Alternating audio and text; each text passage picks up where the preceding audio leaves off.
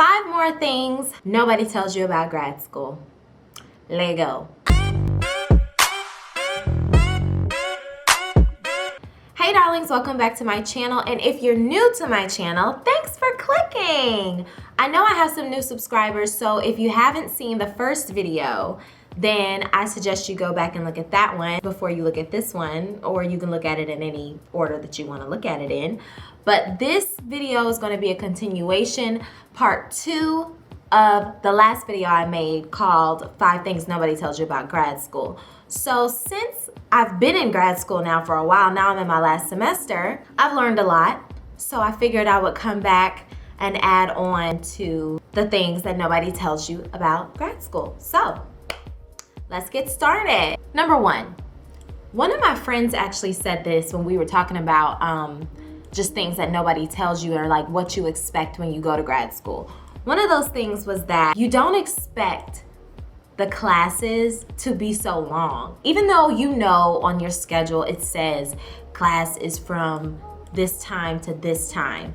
You're usually, well, my program, I think usually, you meet once a week. So the classes are like 2.5 to 3 hours long. So you need to pack some snacks. It's pretty intense. Not only is the workload pretty intense, but the class time is pretty intense. So be prepared to be in class for a while. Be prepared for class to be your event of the day.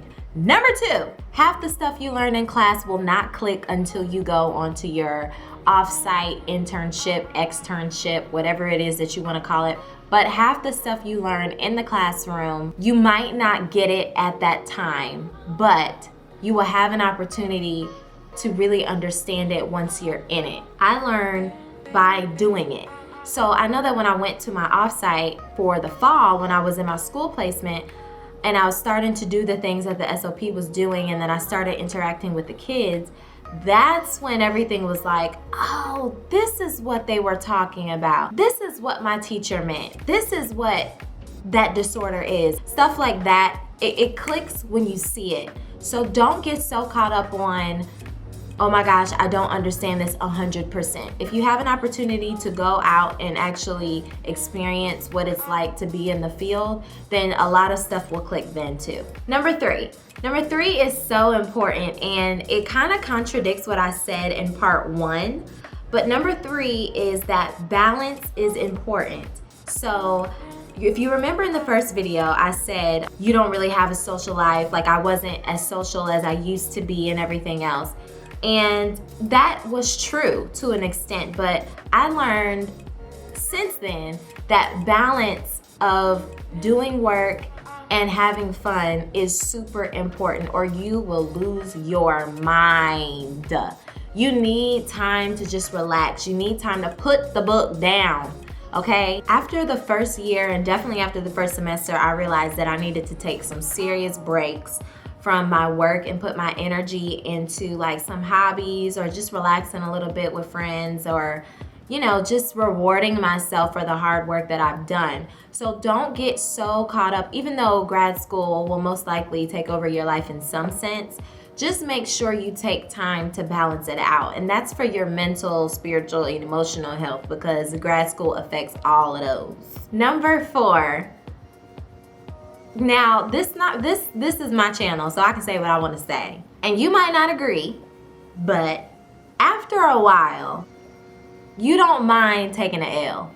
Look now, shoot, you've been in grad school for so long, you ain't gonna make A's on everything. There's been times where I'm like, I am not prepared for this quiz I have today. Or there's literally just times where I don't want to.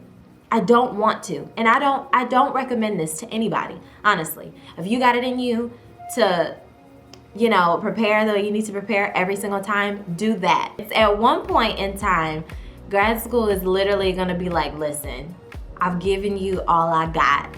I need a break, okay? I need a break. I can't, if I make one bad grade, honey, I'll pick it up the next time. But I honestly think, even though that sounds like lazy and, you know, bad, which I mean, it could be, it can honestly be a good thing, because you shouldn't stress over your grades to the point where it's affecting like your life. Number 5 is you make lifelong friends in grad school. I know I have. Like, your cohort, your classmates are literally the only people who know what it's like to be in your position. Like, I can talk to anybody about grad school and anybody about speech pathology, but nobody is going to know what it's like to be in the program I'm specifically in, with the classes that I'm specifically taking, the tests, the reading. Like, nobody knows that struggle, my specific struggle, like my classmates do. And some of your classmates turn into lifelong friends, and you meet people and they're great and they help you out and they study and they can pour into your life and all of this stuff. They become your friends. Those are one of the things that make you just glad that you came to grad school, and just makes it all worth it. So I hope you guys enjoyed 5 more things nobody tells you about grad school. And if you have any things that nobody told you about grad school, make sure you put those in the comments below. If you're new to my channel, thank you so much for subscribing.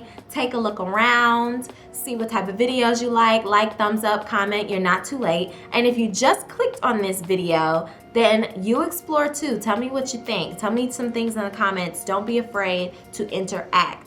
Okay? Thank you guys so much for watching, and I'll see you in my next video. Bye, darlings.